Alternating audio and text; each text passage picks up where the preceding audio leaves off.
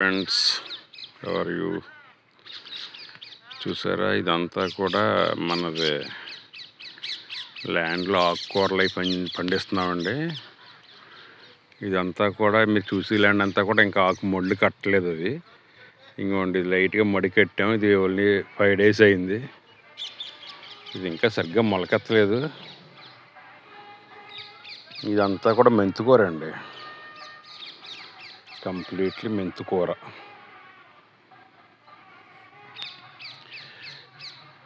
ఇది వచ్చేసేటప్పటికి నిన్న వేసాం. ఇది ఇంకా కప్పు తీయాలండి. కప్పు అంటే కనుక ఇది ఈ కొబ్బరాకులే కప్పెట్టాం కదండి. విత్తనాలు జల్లాక మనకు కొబ్బరాకులు వేసి దాని మీద వాటర్ కొడుతూ ఉంటామన్నమాట. మొక్క మొలికొచ్చాక అప్పుడు మనం కప్పు తీస్తాం. కప్పు తీయగానే ఇలా ఉంటుందండి. ఇది నిన్న కప్పు తీసామండి. ఇది ఆకులు తీసేసాం. ఇది ఈరోజు ఇలాగా ఇదైతే కనుక తీయలేదు అన్నమాట అండి.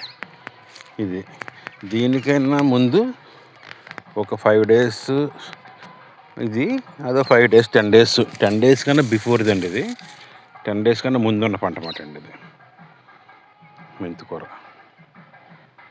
చూసారు కదండి. ఇదో మడి అండి. అది 1 2 3 ఇది 3వ మడి అండి.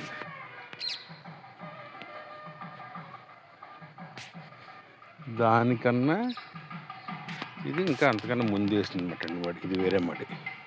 ఇది తీతకొచ్చి రెడీగా ఉందన్నమాట అండి. చూసారండి ఎంత ఫ్రెష్గా ఉందో ఆకు.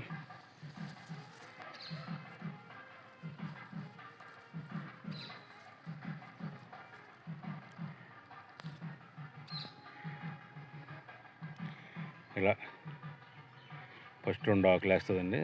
తర్వాత ఇలాగ నీట్గా చాలా బ్రైట్గా కూడా ఉంటుంది. ఫ్రెష్ అన్నమాట అండి. ఇదంతా మెంతికూర అండి. ఈ షుగర్కి వాటికి కూడా బాగా పనిచేస్తుంది కదా. మెంతికూర అంటే ఏం కదా, మన మెంతులు అమ్ముతారు కదా కొట్టులో. ఆ మెంతులని తీసుకొచ్చి నానబెట్టి అవన్నీ మనం లైన్ చేసుకుని వండి కొట్టుకుని వేసుకుంటూ ఉంటుంది. ఇది మెంతికూర అండి. ఇంకోండి పాలకూర అండి. ఇది